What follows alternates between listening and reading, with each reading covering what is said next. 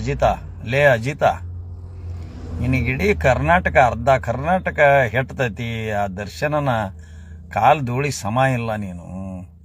ಅವ್ರ ಅಭಿಮಾನಿಗಳಿಗೆ ಏನಾಗ್ತತಿ, ಏನು ಬಿಡ್ತತಿ, ಏನು ಆಕಸ್ಮಿಕ ಏನಾದರೂ ಒಂದು ಹಿಂಸಾಚಾರ ಏನಾದರೂ ನಡೆದ್ರೆ ಅದಕ್ಕೆ ಯಾರು ಹೊಣೆನಪ್ಪ?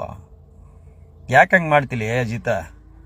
ನಿಂದು ಏಟೈತಿ ಡಬ್ಬಿ ಇಟ್ಕಂದು ಅದು ಒಂದು ಇಟ್ಕಂದ ನೀನು ಇಷ್ಟು ಮಾಡ್ತಿದ್ದಿ. ನಮ್ಮ ಹತ್ರ 108 ಅಸ್ತ್ರಗಳದಾವು.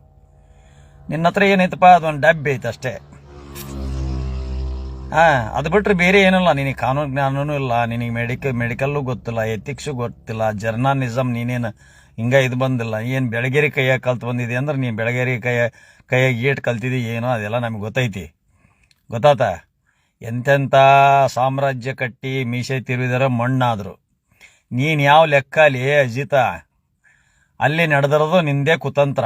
ಜೈಲಿನಲ್ಲಿ ನಡೆದಿರೋದು ನಿಂದು ಕುತಂತ್ರದಿಂದ ಆಗಿದೆ.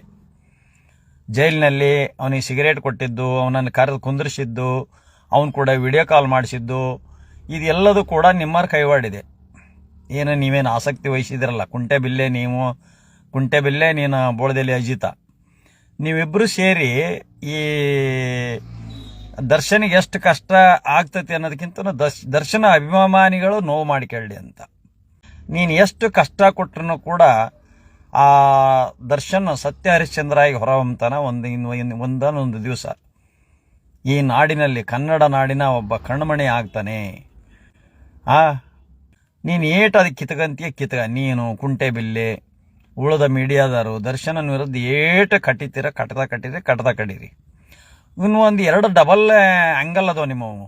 ನಿಂದು ಅಜಿತ ಮತ್ತು ಕುಂಟೆಬಿಲ್ಲೆ ಇವನು ಶೆಟ್ಟಿ ಜಯಪ್ರಕಾಶ್ ಅಂತ ಹೆಸರಿಟ್ಟದ ನೋಡಪ್ಪ. ಅವನಿಗೆ ಯಾವ ಜಯನೋ ಯಾವ ಪ್ರಕಾಶನೋ, ಆ ಪ್ರಕಾಶಮಾನನೂ ಇಲ್ಲ ಅವನಲ್ಲಿ, ಜಯನೂ ಇಲ್ಲ. ಓತ್ ಮರಿ ಬಿಟ್ಟಂಗೆ ಗಡ್ಡ ಬಿಟ್ಕಂದಾನ. ಏನು ದೊಡ್ಡ ಏನು ಹಂಗೆ ಏನು ಬಿಡಪ್ಪ ಅವನಿಗೇನು ಇಂಟರ್ನ್ಯಾಷನಲ್ ಜಸ್ಟಿಸ್ ಮಾಡಿದಂಗೆ ಮಾಡ್ತಾನೆ ಹುಚ್ಚ.